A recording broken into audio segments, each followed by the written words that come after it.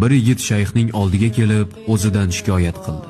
Ustoz, men yoshman va nomahramlardan ko'z uzolmayapman. Nima qilsam bo'ladi? Shunda shayx unga oxirigacha sut bilan to'ldirilgan stakanni berib, bir tomchi ham to'kmasdan uni bozordagi bir insonga olib borishni aytdi. Va shogirdlardan birini chaqirib, agar u o'sha stakandan bir tomchi bo'lsa ham sutni to'ksa, uni ko'chaning o'rtasida qamchi bilan urishni buyurdi. Yigit shayxning aytganini a'lo darajada bajardi. U qaytib kelgach, shayx, yo'lda nechta qizni ko'rding deb so'radi. Yigit, yo'lda hech kimni payqaganim ham yo'q. Sut to'kilsa, odamlarning ko'z o'ngida qamchilab urishadi va odamlar oldida sharmanda bo'lib qolaman deb qo'rqdim, dedi. Shunda shayx, haqiqiy mo'min ham shunday bo'ladi.